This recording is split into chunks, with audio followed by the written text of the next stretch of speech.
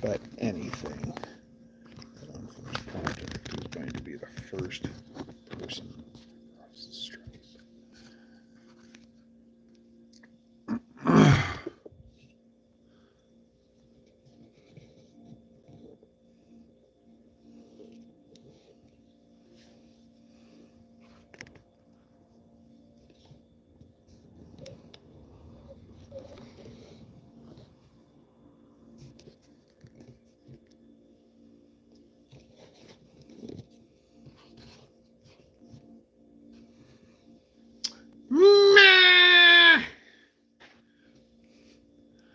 Fox Dude! What's up, Fox Dude?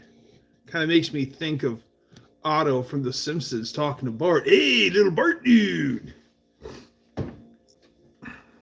Welcome, both Mama M3 and Fox Dude, to my live stream.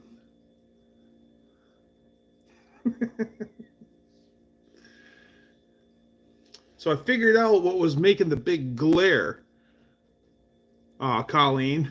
And it was the fact there was a smudge on the camera lens. Yeah, you clean it off and it's way better.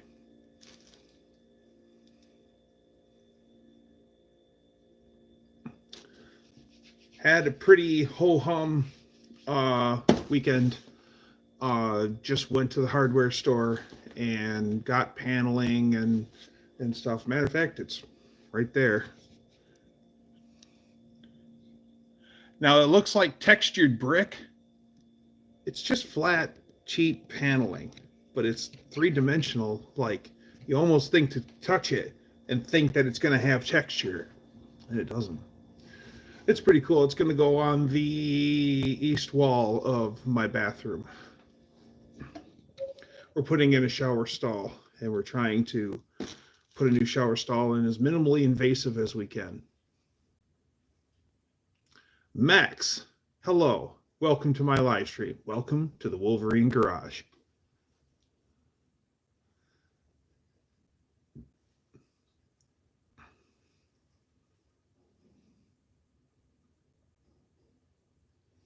Yeah, it was cheap, and all the paneling. There's paneling. There's a little bit of drywall. There's a lot of paneling and drywall in my place. And the wall that they did, see, my house is block, so they put furring strips up across the wall and then just nail paneling to it. And so for a textured look, Mike Trout, perfect. What's going on? Nothing much here. My day's going great. To give it a textured look, they took drywall mud, and they just rolled it on and then let that get a texture that caked on, and they painted that. So all the walls are kind of rough. So it was nice to peel all that paneling off, and then I'll be using that brick-like paneling to replace it all.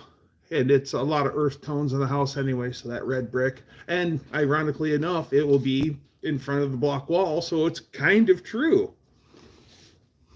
Bean Street Mopar.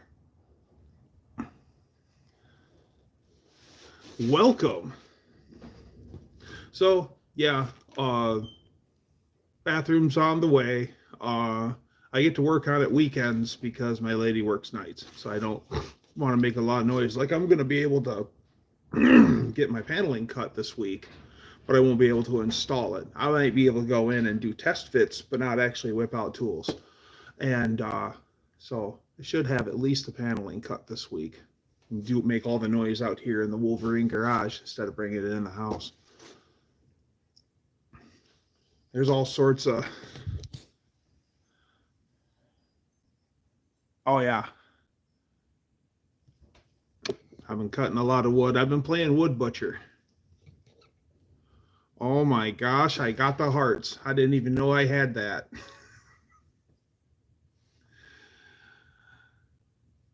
Yeah, my garage is a little trash. Right here, I'm leaned up against the shower enclosure.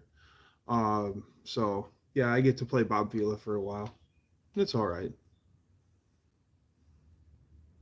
but that keeps me away from working on shop truck, which is what I really want to work on. And going to be getting an automatic from 6% recycled. He pulled the pan off of the 727 big block and said, thanks, Mike. He pulled the pan on it and said the fluid looked good and red. So it's out of a 68, I think it is, car. So I'm just going to throw, I got, when I seen Cope, he gave me a CRT shift pack. It's right here. Let me grab it.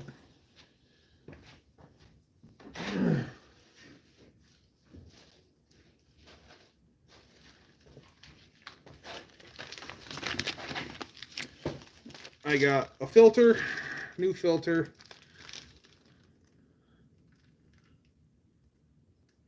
Just a rod and a few springs. So I'm going to, oh, Coperino!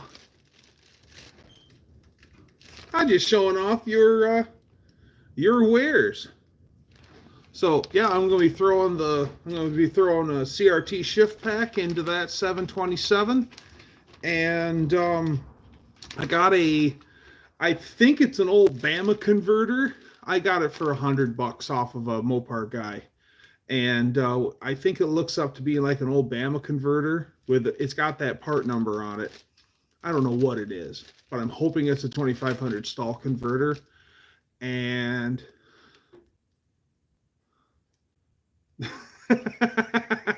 hi, Scott. Scott lives really close to me, and I've done business with Lloyd before. And yes, yeah, most of my stuff's for sale. The CBX is not. There it is. See it? See it? Well, part of it at least.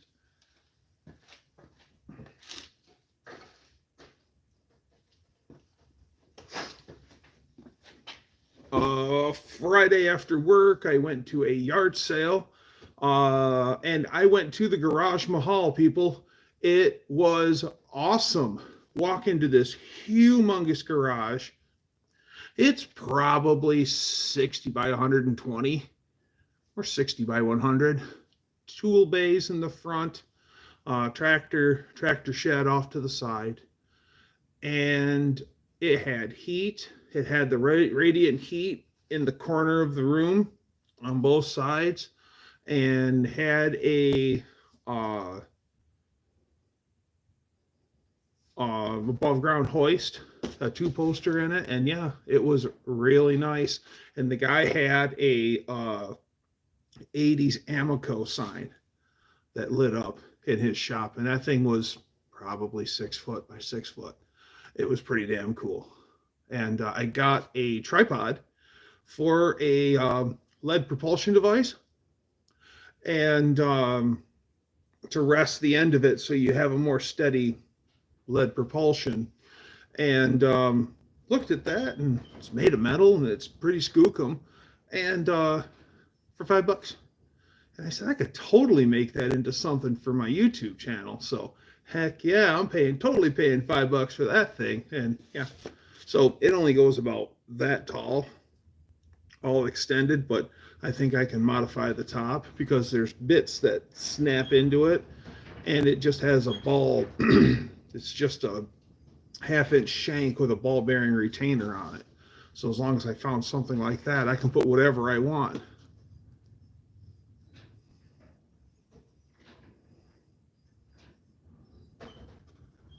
Thank you, Mike. That's a really nice compliment. I appreciate that.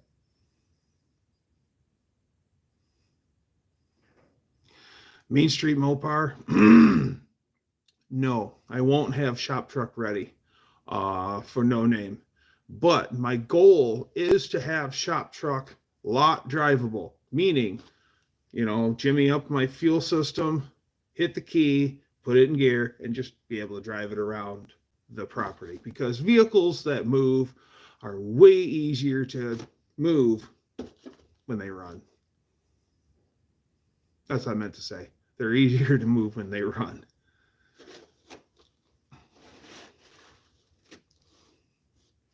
If the signal gods are with me, I'll show you shop truck. It's right outside the door. Signal gods might not be with us, so be prepared. We're going to venture into the great outdoors.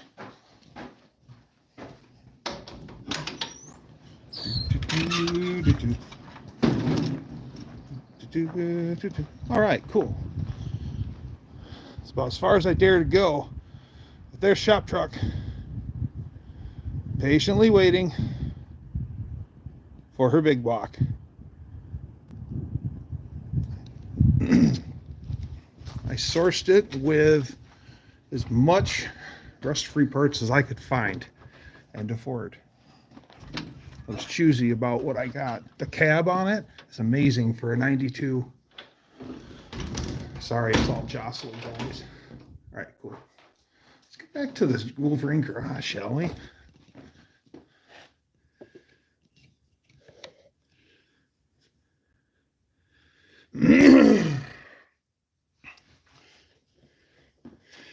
Yeah, Danster. It looks complete, but till you get a good look at it, there's no inner fender wells in it right now. There's no engine, no transmission. The wiring harness is still looped up and hanging off of the steering column. Steering column needs to be put back in. Dash needs to be put in. So floor needs to be repaired. It's got a little rust hole right below where your heels would be if you're driving. That big. That's it. And that's it. And then one little soft spot at the sill plate in the floor, but I mean that's very minuscule too.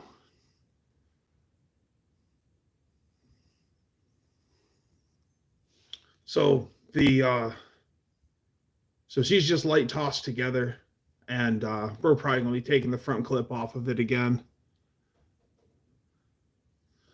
And then probably I'd like to have the front clip. Am I a baseball fan? Absolutely, I'm a baseball fan, Mike. I'm a huge baseball fan. Detroit Tigers. Oh, wait, I got to turn that off. Otherwise, you'll be hearing that all night.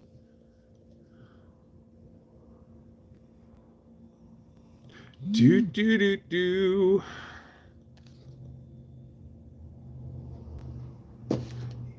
Yeah, the bird. That guy was a hell of a pitcher. But hey, thanks. That guy was a hell of a pitcher, but he was an odd duck. But that's all right. You know what? As superstitious as baseball is, he's perfect. Yeah, I'm a huge Tigers fan.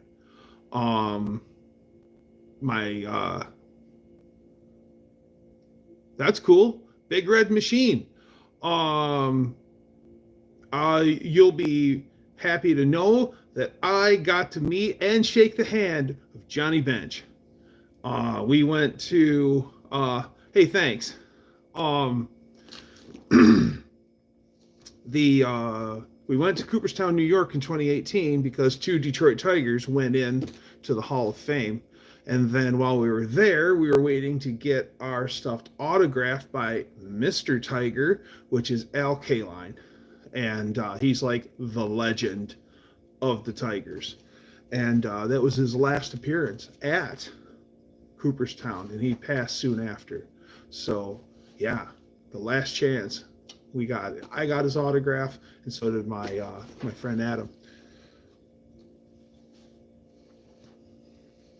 And while we were there, waiting for Al Kaline's autograph, we snuck around. It was like a restaurant that we were in downtown Cooperstown, New York. Cool place. Doubleday Field is historic and cool. Anyhow, so we're just wandering around because we got time to kill, and there's so many famous baseball players there. I mean, I could have slapped Ricky Henderson across the face. I could have slapped, I shook the hand of Raleigh Fingers. Raleigh Fingers, guy with the curly Q mustache. Yep. got his autograph. And anyways, back on subject. We're in the restaurant poking around, and in the very back is Johnny Bench sitting there. No one's bothering him.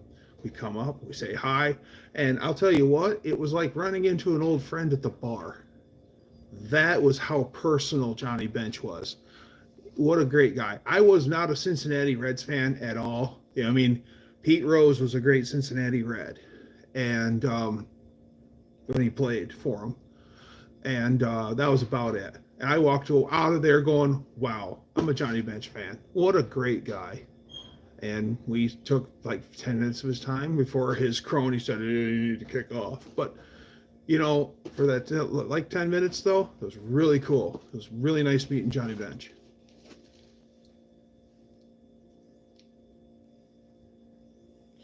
Been to a game at Three Rivers, Michigan.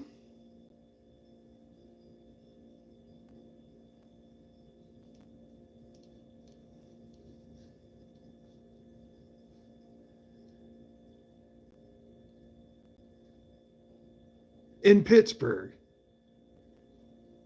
That's crazy. My neighbor, his stepdaughter, worked in an old folks home that had Ty Cobb. No. Can't think of the Tiger's name. He wasn't Ty Cobb. I don't know why I thought that. But it was a Tiger from the 40s that was in the old folks home, and they got his autograph for my neighbor's grandson. Spencer Torkelson. Oh yeah, Torque, definitely. Oh, Torque, he's kind of, when he's healthy, he's really an anchor of the team.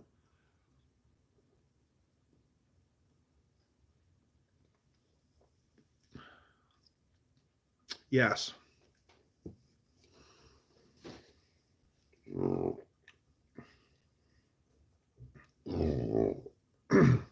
Excuse me.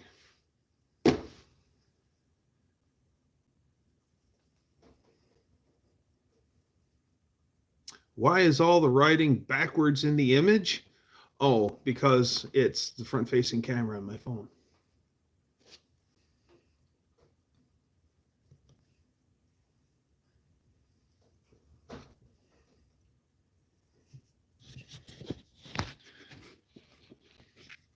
Now, this is only for a second, but this is the other side of my phone, so the actual display is facing away from me. Is the print different?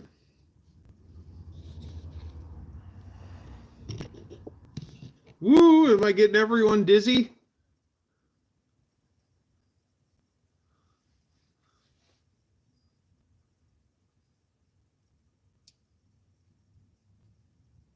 Okay.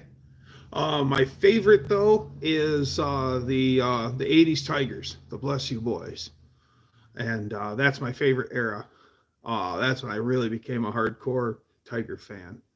My grandfather loved the Tigers, but okay, sure, we can talk baseball.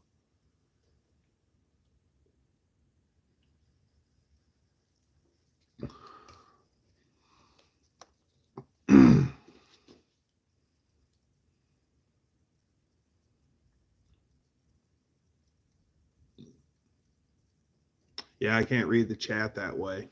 Exactly. Well, I could work blind if I wanted to, but I like to interact with my crowd.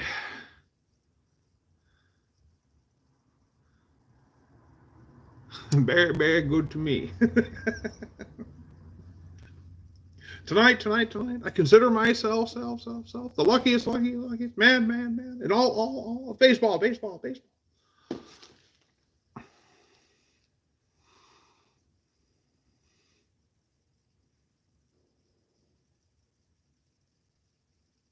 Didn't know there were other teams to look at. Yep, I know exactly what you mean.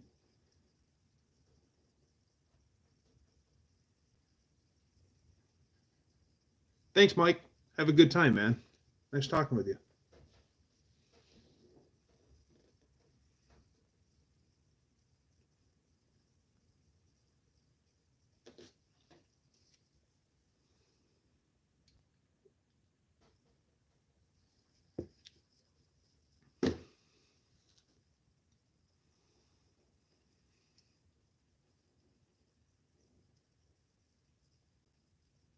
So you delivered a pizza to uh, Pete Jr.?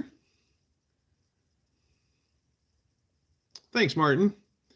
Gavin, working on a project. Well, I've got a project car. Truck, really. It's a 92 Dodge D150. Short box, regular cab. I've got a 413 that I pulled out of a 71 Dodge Travco motorhome. I completely demolished it just for that. It had an interior fire, and the interior was roached anyway. But yeah, but the engine, the 413 big block, is going to be the get it going engine in my project, and then my plan is to build a gnarly 440 max wedge port. Yes, I decided my next engine will be max wedge port.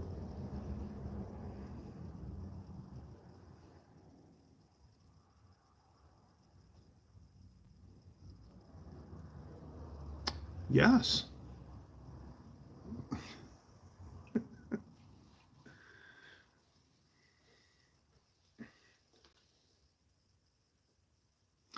So probably going to be tossing together an automatic for it real soon with a shift kit and a torque converter, like a 2500 stall. And then um, just going to toss it in the truck and then I've got aluminum heads for my 413, 440 source. I ported them myself. And also I have a tunnel ram for it, also ported by me and port matched. And I've got two right here, Edelbrock AVS 2 650 carbs for it. I made my own throttle. I made my own carb spacers out of some plywood. They're not done yet. I need to cover them in some epoxy to seal them from fuel and everything else. So those are almost ready. So I think what I'm going to do to break in my cam and everything, I've got a Edelbrock Performer RPM 4-barrel intake, and I think I'm going to run that for a moment on my 413 355s. Rear gear is going to be a 355 for the time being. Gears may be revisited in the near future, but for the time being, it's going to be actually. I need to go find a Chrysler 9 1/4 limited slip differential, because I want to get rid of the one legger. It's open diff on Shop Truck.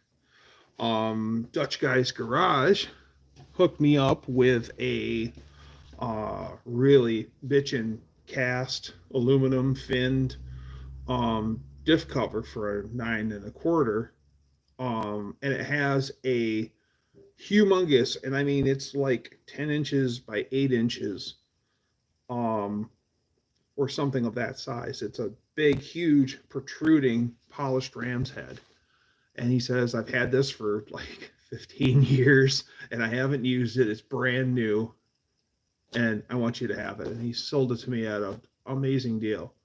So really it would look the best on Black Betty, my 07 Ram, because you'll see it when you're driving behind me, but it's such a sweet speed part. I got to put it on Shop Truck.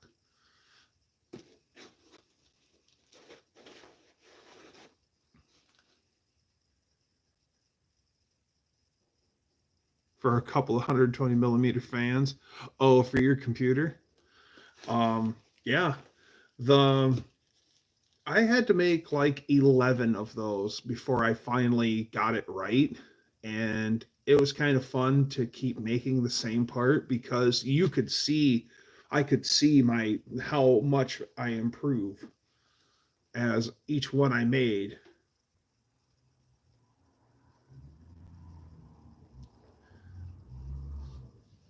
Figured I ain't got nothing else to do. I would, Elias. Hi.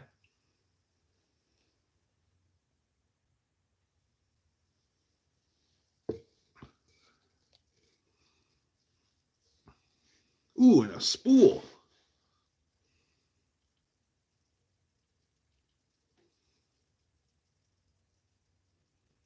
I don't think I am. I think I'm just going to coast along. Junkyard. I might not. I think I might just coast along. If I get there, great. Because I won't be able to race. So that's the biggest thing is shop truck isn't going to be ready. So, but that's why I'm not going for the 500. At least not yet. 120 millimeter hole saw. What's your name? It's Doug. Or Dougster. And you're here in the Wolverine Garage.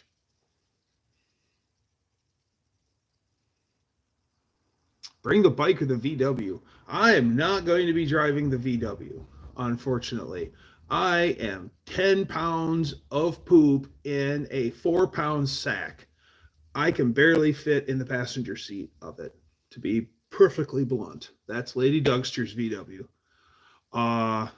Yeah, I could definitely bring the bike, but if I put a hitch on my bike, my trailer's a little more than I want to. I couldn't haul my trailer, camper trailer, if that's what you want to call it. It's just an 8x5 enclosed trailer that I carry all my camp gear in.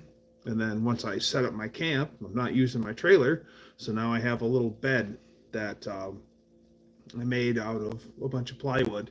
And there's no fasteners in it. And it just goes together like puzzle pieces. Literally like that. And then it looks like a grid. And then I've got 2 sheets of plywood that I lay on top.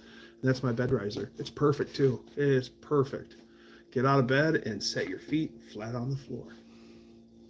But yeah, everything, the object is everything in my camp is stacks flat. And that's my table. I've got a nice table, but when it's not being used, it all stacks flat. It's homemade, made of wood. I've got chairs that slide together, and they look like a crescent moon when they're together.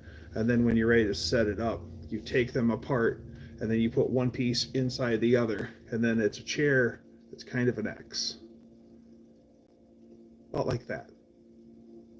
And but the object is everything packs down. And so I made a bed that did that too.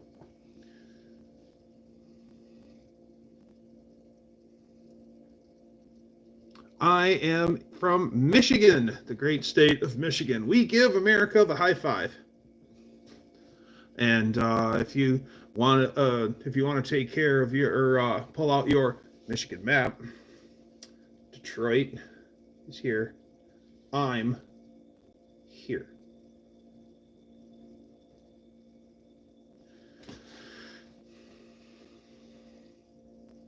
Do I love Brazil? It's a beautiful place. I'd love to go there someday. There's some beautiful women there. I'd like to go there someday. Yeah, Brazil's all right. Looks neat. Tropical. That one statue of Jesus on the side of the hill is unbelievable.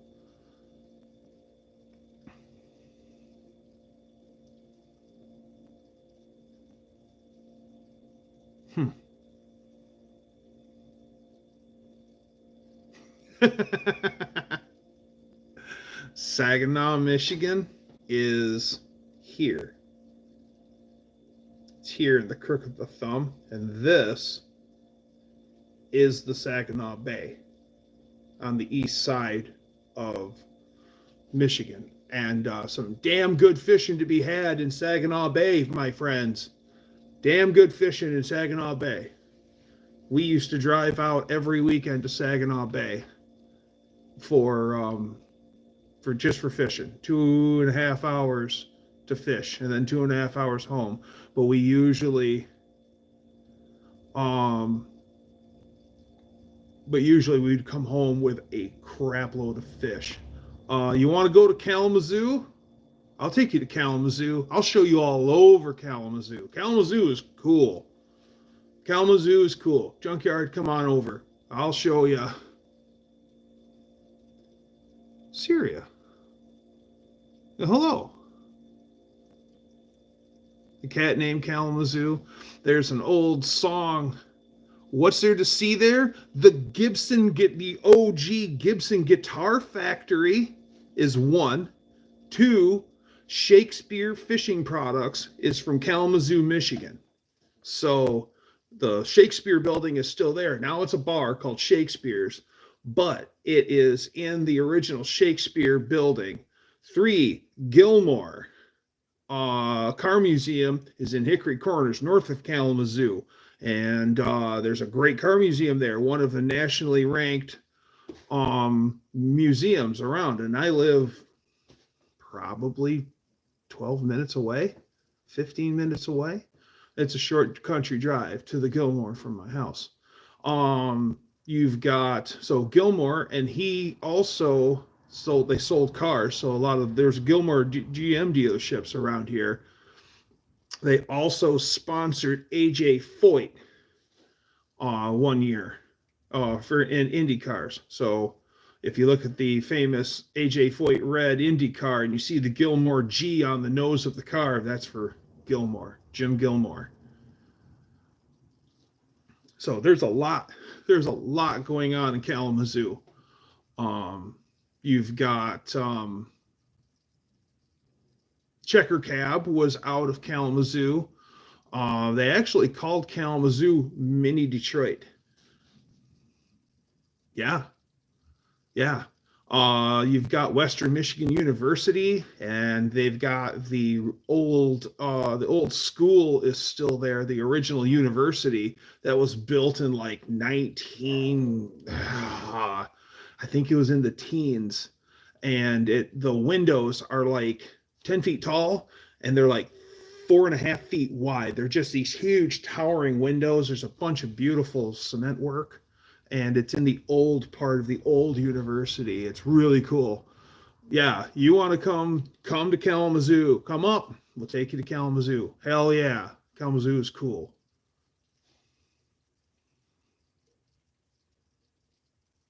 Yeah, AJ Foyt,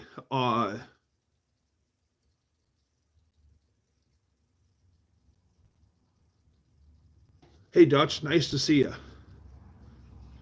Yeah, AJ Foyt's driven about everything. One of my favorite things was Smokey Yunick in an interview was talking about how AJ Foyt was king until cars started to handle, because AJ Foyt grew up in an era when cars didn't handle, and he was one of those guys who, how did he say it, killed himself 10 times every lap, and that's just how he drove. And once the cars really started to handle, AJ couldn't adapt to that. He was used to it being squirrely, I guess.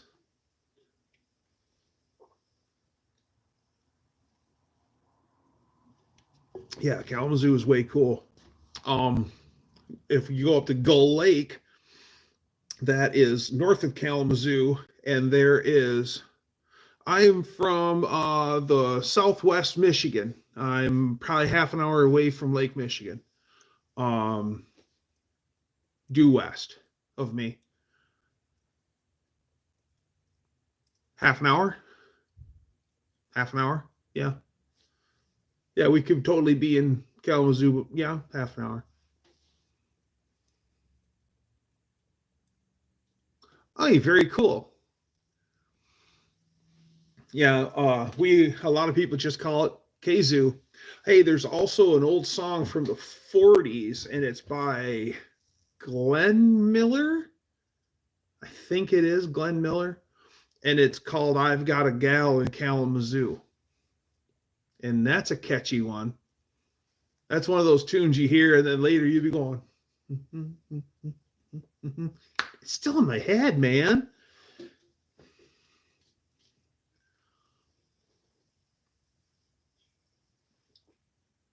And that's just naming stuff right off the top of my head. At the fairgrounds at the end of summer, they do Street Rod Nationals, and that's pretty cool too. To go to, there's this golf course on Business 94 going through Kalamazoo, and there's no carts, it's city kept, and the golf is $5, and it's a 9-holer right in the city, and it's gorgeous, but you got to walk it. But where else are you going to play golf for $5 in a beautiful city kept course? It's gorgeous. Freshen my drink. Be right back.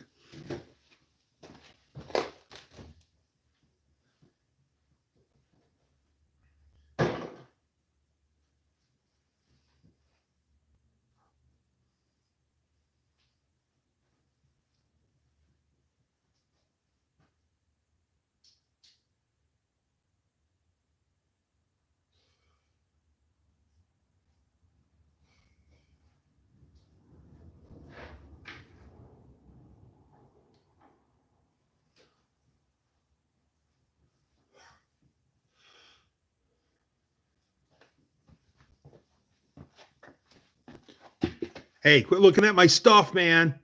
Oh, just kidding. I see you eyeballing it, though.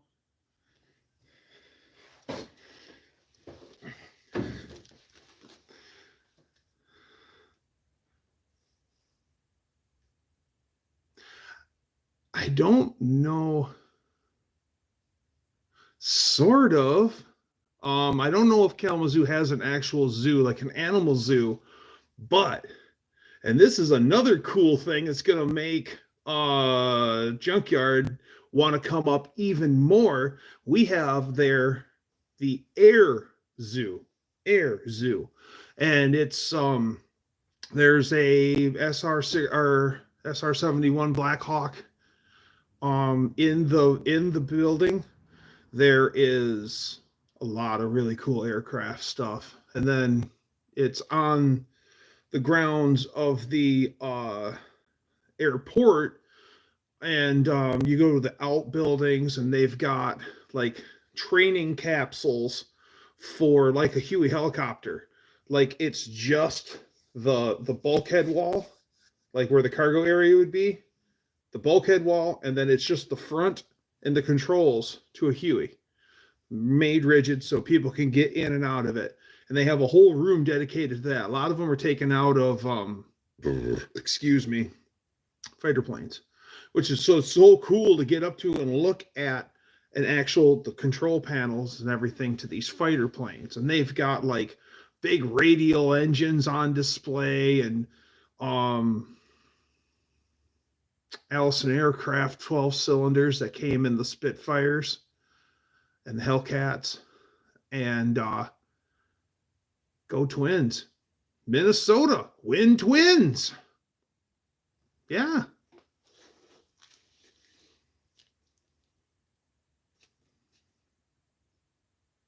But a clutch and a flywheel. Small block or big block? Main Street.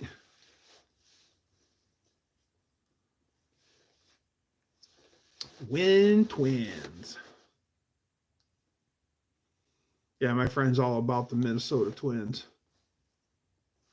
Big block. I've got a flywheel, but I want to keep it because I want to go 4-speed too. I goofed up at an auction, and I thought I was buying 4 speeds, and I bought 3 speeds. I got 2 3-speed truck transmissions at an auction year before last. I thought I was getting the deal of the fucking year because I got them both for $125. Wah, wah, wah, wah. 3 speeds. Looked at the cover close, and it didn't have the third lever, and I went, oh well. So I got 2 3-speeds. Haha, who wants one of those?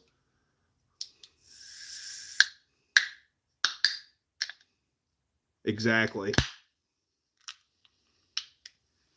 And actually, at the auction, A33s with a pistol grip shifter setup complete on it went for $450. I didn't think that was that bad of a price. Hey, Angel, what's going on? The Hemi 4-speed, yeah. No, I don't have anything top loader. All my stuff is Chrysler side load. You know, no, Dusty, my friend Dusty, he's the Ford guy. If so, you've seen him in my on the channel. He's got the satellite garage, Wolverine satellite garage, and he's got a ZF 5-speed behind his big block in his 79 F250, F350. That's a 350. I call that truck Mr. Bean.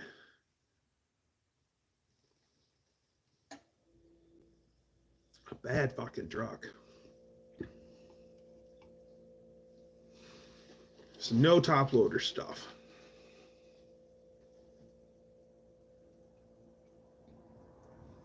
Most of my stuff is all auto magic though.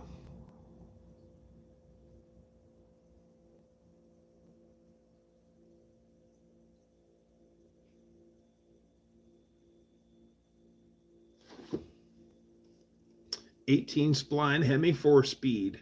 I think it was really neat that what was a Chrysler running? They still ran like a 488 gear in an actual Hemi 4-speed car. And then even with the overdrive, it being an overdrive fourth, that still gives you a hell of a gear. No wonder the thing ran away from everything.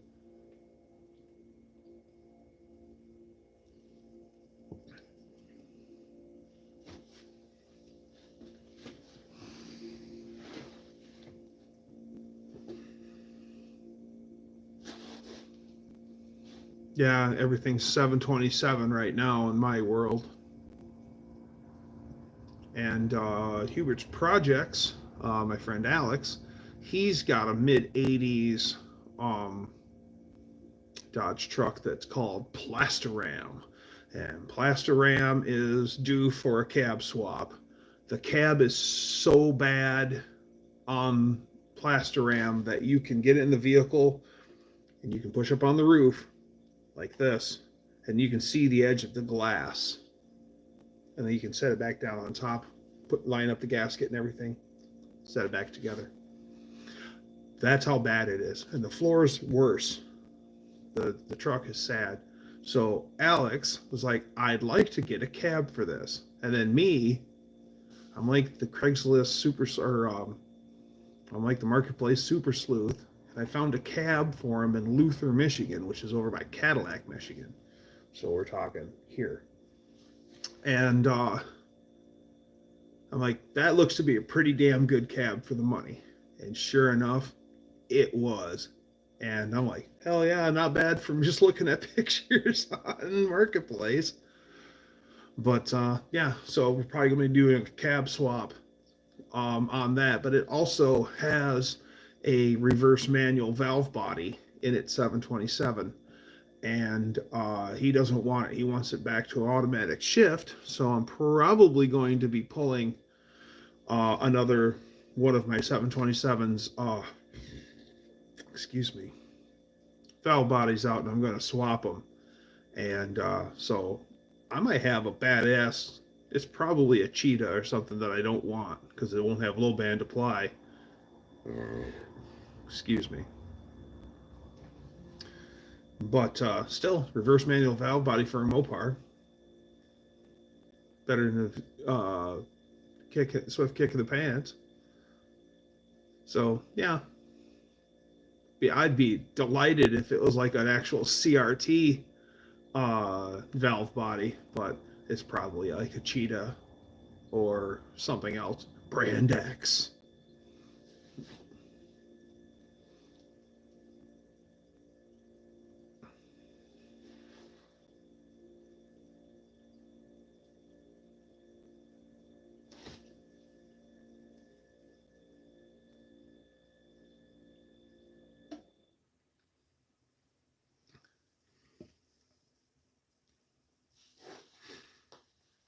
So I've got to get some work done on my, well, not, I got to get to work on my Honda Valkyrie. That's my road bike. I need to put a new front tire on it. And then one of the fork seals has started to seep a little bit. And usually what you do is you tear apart the entire fork, take it off of the bike, and dismantle it to its individual parts, put new seals into it, and reassemble. And it's not hard, but it's not fun. And and usually the guys report that they never see the smoking gun. It's not like, oh, this is obviously bad, this is why. So the guy who has a Valkyrie just like I do said he took a piece of old film strip, like film negative, that plastic, and he slipped it up underneath that seal and then used it to rake out dirt and stuff that was on that seal because it wipes the fork all the time. So that thing's got to be loaded up with all sorts of garbage. Maybe that's why it leaks. And he said that he'd cleaned it out and got a bunch of a surprising amount of schmoo out of it, and it was dry after that. So I'm definitely going to give that a try. And then if I totally offset me having to peel these forks apart, because my dad put a set of seals in it when he owned it. And I think my dad put 20,000 miles on the bike. And I don't remember it happening. So, but he put a set of, blah, blah, blah. He put a set of fork seals in it already. So I'm just going to try to clean it and see. And if I got to dismantle it, yeah, that's not fun, but needs to be done. And then, so front tire, I would like to finally spring for some braided stainless brake lines. All brake lines are awesome. My bike is garage kept. Like, the only time it's outside is when it's actually being used. Otherwise, it's always indoors. And everything looks good, but I do know that when you hit the brakes, those rubber hoses swell, and a lot of your braking clamping force is absorbed by that expanding. The braided stainless, you get more force to the actual caliper, no flex. And so I'd like to get a stainless brake line kit for it. And then I think that would be a really big upgrade. And then I need to change the oil in the rear drive on the Valkyrie.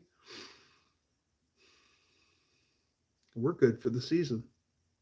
So new tire, clean the fork seal, change the rear diff. We'll be ready to go. That bike is like awesome. It's unbelievably powerful, smooth, a little thirsty on fuel. I get like 37 miles to the gallon with it. My lady's bike, both of her bikes got 50 and above. My lady used to have a Honda Shadow VT 750, like an 83. It was an 83, it was black. And it had overdrive. That bike got 55 miles to the gallon, and it did it all the time. It was amazing on fuel, but it was so problematic in other realms, especially electrical. But other than that, it was a great bike. Now Lady Dougster has a Triumph. It's like a 95 Triumph Thunderbird 900. And that thing is actually pretty neat.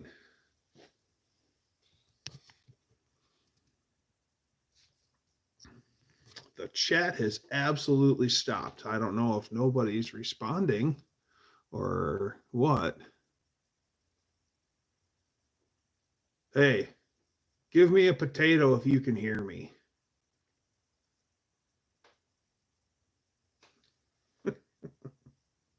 Looking through the icons, where's the potato?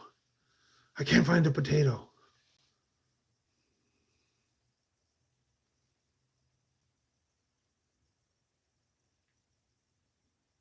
Guess I'm just going to keep talking.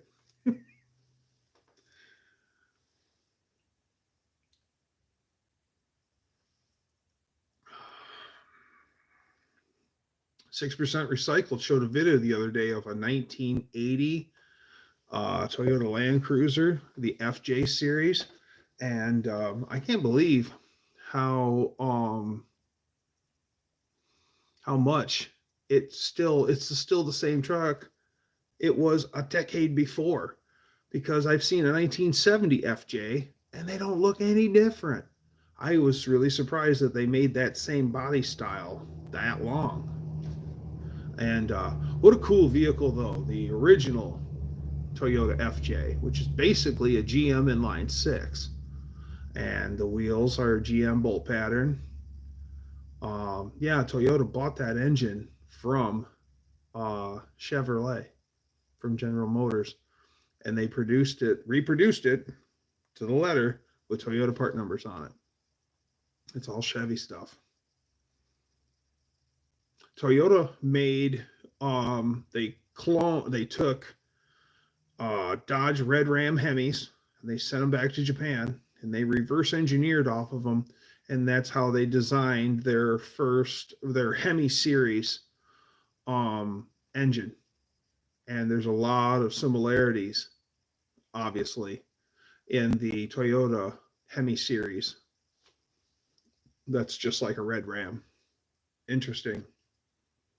There's a 4-cylinder that's got a Red Ram looking head on it.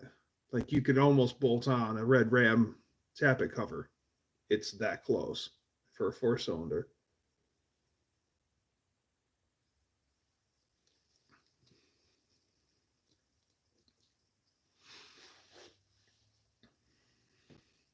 So yeah, Toyota's actually pretty neat stuff. My dad had a 78 Toyota pickup, white, blue interior. Had an 8-track player, didn't have air conditioning, 4-cylinder, 5-speed. That truck was unbelievable, and just drove the wheels off of it. And I don't ever remember the truck being down except for it needed a clutch. And other than that, that truck was always running. Great truck. And then my dad got a Toyota SR5. It was like an 84 or an 85. I think it was an 85. Toyota SR5 4Runner. And it was like a smoke gray. And it had a bunch of off-road goodies on it. It had 2 bumpers, front and rear, tube stent bars, steel, made of steel, not, this is like the early 90s when we got it. Had diamond plate for the pipe, for actual steps into the truck, you had diamond plate. It had a racing seat in it that held you. The shifter was a rubber plug handle, but it was pistol grip, and just thread onto the stock thing. Had a nice stereo in its roll cage. It had a removable top like a Blazer. My dad never took the top off. I so wanted him to. And he says, nope, I'm never going to do it, because that way it doesn't leak. It doesn't leak now, so we'll leave it alone. That sucked. But yeah, that thing was cool. But here's the weird thing. Everything about it said 4x4 truck. It even had little wire meshy things that went over the headlights and the taillights. Everything about it said off-road, but somebody had put a set of low-profile, wide chrome baby moons on it that had like 8-inch wide, low-profile Eagle TAs all the way around. And it just really, really threw the whole look of the truck off. My dad ended up putting a set of good gnarly looking mud and snow tires on white wagon wheels on it. And that truck looked a lot better. It fit way better than the baby moons. Didn't make any sense. It was an afterthought. Somebody took the wheels off and put those on as a funny. But it looked neat at first. So you realize my dad said it would hydroplane. he'd go on the asphalt roads where a lot of semi trucks go through, and you get the divots in the asphalt. He says if there was any water, he'd actually feel it hydroplane, just kind of ski across and catch the high sides. And he said, I'm not having that.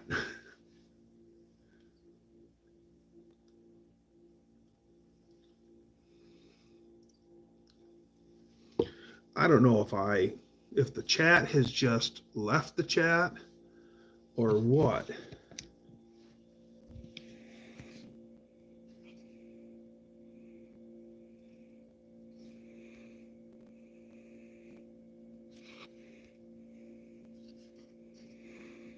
Well, I don't know. I have no chat.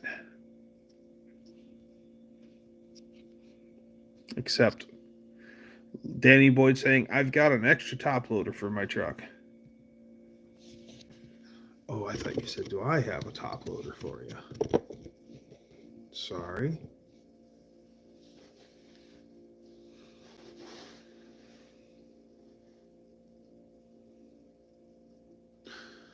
So the